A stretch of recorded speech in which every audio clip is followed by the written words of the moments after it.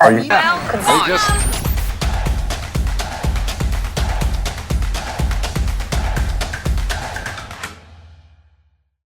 Hello everyone, welcome back to the channel. Today we're diving into a topic that has Eurovision fans across Ireland and beyond very excited. The return of Ireland to Eurovision! You may not think that is news after all. Ireland have taken part every year since 1965, excluding 1983. However, RTE's public finances aren't in the best shape. And when a confirmation deadline passes with no word from the Irish broadcaster, it can often leave us feeling nervous that perhaps the moment has finally arrived when RTE can't continue justifying €500,000 on Eurovision entry. Eurovision, despite what people might say, remains popular in Ireland. In the month of May, according to TAM data, the Eurovision was the most watched programme. It captures 54% of the available TV audience. According to the EBU, Ireland had its biggest audience since 2013 with 650,000 viewers.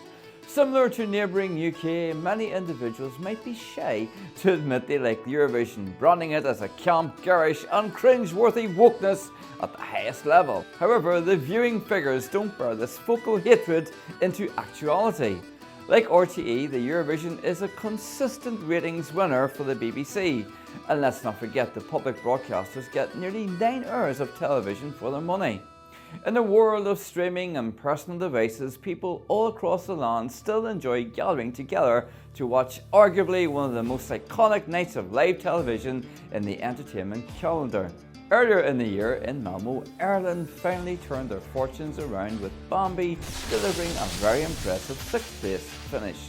Ireland's best result in 24 years. I have mentioned before, this should give Ireland a renewed vigour and a belief that Eurovision is something that Ireland can and should be doing well at. Last year also saw the diversity that many Irish fans have been calling for. There is something for everyone. I covered the Eurosong process and my thoughts in some depth earlier in the year, so I don't really want to cover too much old ground. As I've said before, Ireland now has a very solid foundation on which to build. I would like to see the improvements that we saw in January 2024 continued in 2025, namely the building of an actual stage and the reconfiguration of Studio 4 in Donnybrook to make the Eurovision song selection feel like its own distinctive and unique thing, rather than a slightly modified version of the Late Late Show. This time around, RTE have decided to leave it a lot later to accept song submissions. Last year, the window opened on the 15th of June and this was subsequently extended. This strategy appeared to pay off with a wide range of global and indeed diverse talent in the case of Isabella Kearney taking to the stage.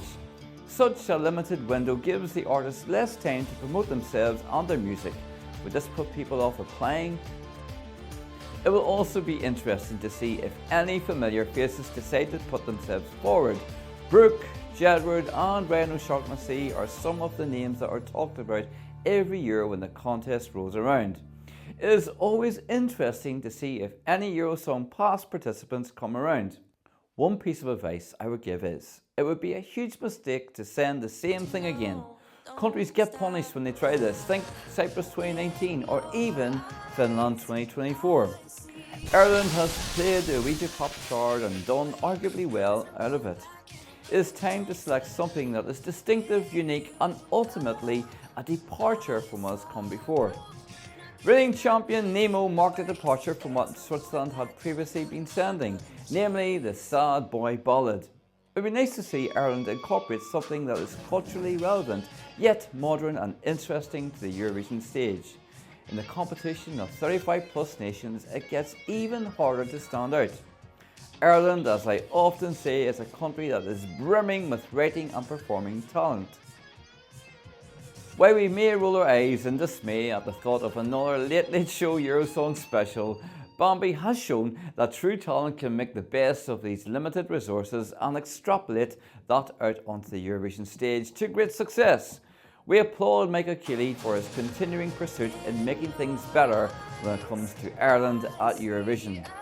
One of my personal favourites earlier in the year was Next in Line, so if we are to see returnees coming back, I would love to see the lads return with an up-tempo number in the style of what we heard from Marcus and Martinez that could surely continue Ireland's good fortune at the competition.